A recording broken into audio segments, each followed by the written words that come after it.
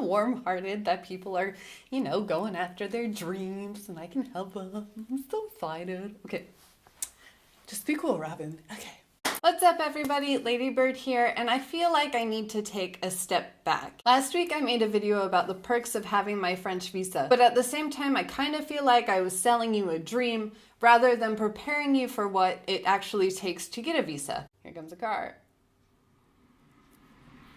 And because my goals here are to help you as much as possible, take it back and tell you the steps that you actually need to get your long-term resident visa. When Simon and I decided that I would join him in France, we knew that it was going to be a really long road ahead. It's been 2 years, almost to the day, and I am just now finished with all of my appointments to actually be able to stay. So based off of my experiences, here is a no BS A to Z guide for getting your long-term residency visa for France. I would say realistically start preparing about a year in advance. Of course, this all depends on the type of visa that you are going for. You want black? You come and say hi. Oh, hi, black. There are 4 overarching reasons why France will allow you to have a visa and stay in the country for a year. The first being work, meaning that you have secured yourself an international contract for France. The second being your studies. You wouldn't want to study in France when the cost of tuition is literally nothing compared to what it is in the States. The third reason What is the third reason? The third reason is tourism, meaning that you just want more time to explore the country and immerse yourself in the beautiful culture that is the French culture. Part of the application for a long-stay tourist visa is a handwritten promise that you will not seek employment while you are in France. So since in their eyes you're not contributing to society, they want to make sure that you're not a burden on it either, which is why one of the documents that they ask for is your bank statement. They want to see that you have $1,500 a month, yes, a month, to sustain yourself here for each of the months that you are staying. You better show them that you have that money, honey, or your rejection will be swift and painful. And the fourth reason is to join your family in France. You're coming to France to join a relative or your spouse who is already a French citizen. Another car. The thing you need to prepare yourself for is how much time it actually takes to get the visa. So the overall timeline looks a little bit like this. The first 6 months you are preparing all of your documentation and your reservations for your consulate appointment. After that, give it about a month to 2 months to actually secure your appointment and go to the consulate, because consulate appointments are usually booked out about a month or 2 in advance. After which you want to give the consulate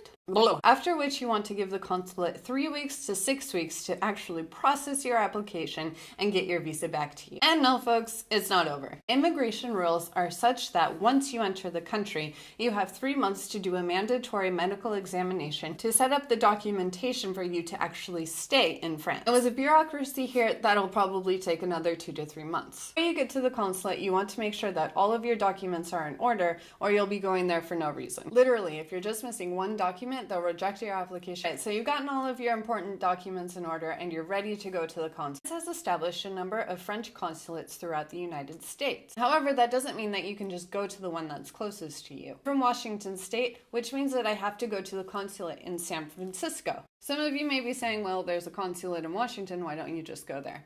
Well, I've had the same thoughts, but that's just not how it works. I don't know why. I didn't make up the rules, but I try to follow them. So absolutely 100% make sure that you are going to the right consulate. I've applied for visas about 4 times now, and every time I do, I have to go down to San Francisco. Beforehand, I thought it was just a really cool excuse to check out San Francisco, see the sights, and maybe some friends. But this last time, I think I was just like over it because I really flew down there at 7 o'clock in the morning. I had my appointment at 10:30. It took 20 minutes. I had lunch, and then I just flew back to Washington. I think it takes about 4 times before the whole experience stops being a novelty. So you've got your documents and you've established which consulate you're going to. The next step is making your appointment. The easiest step for this entire process. You can do it online.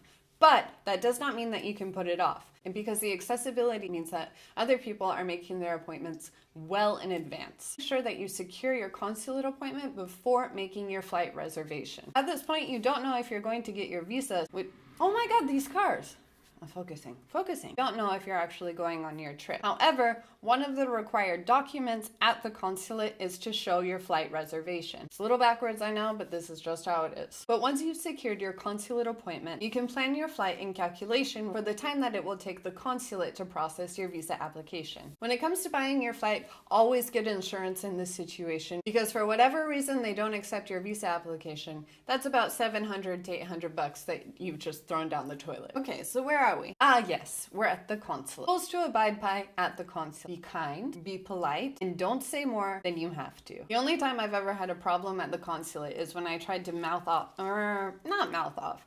I think I was just trying to show off that I could speak French. Yeah, that didn't go over too well, and my visa was denied. It was because of something completely different, but I'm pretty sure that had my attitude been correct, if my attitude had been correct, he would have been more helpful. You get there, take a deep breath, make sure that everything is organized, smile, and the people that now control your fate will be a lot more willing to help you out. Congratulations! You've got your visa! Yay!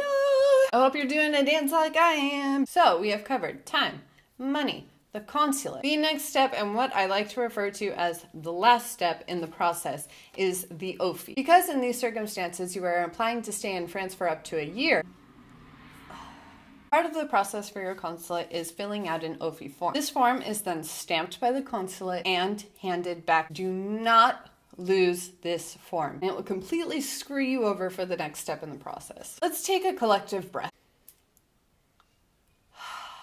The hard part is over, and you are now in France. Next step is to send your OFI information. There's an immigration office for pretty much every region in France. The OFI office that you will be going to is the region where you listed. So a side effect of speaking two languages is that sometimes I literally cannot think in my own language. It's the region where you listed your address of state on your visa documents. I did it!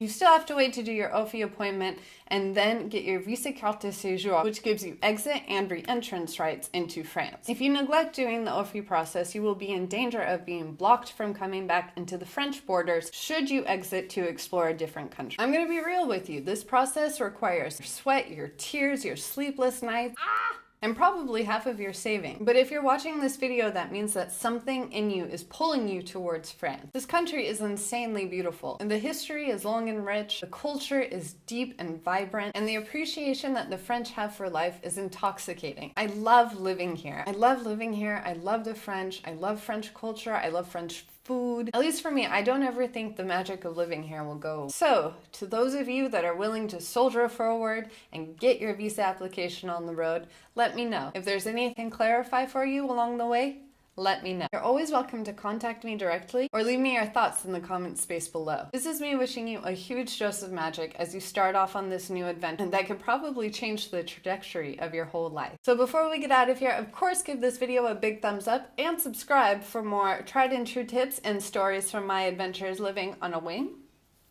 and a prayer.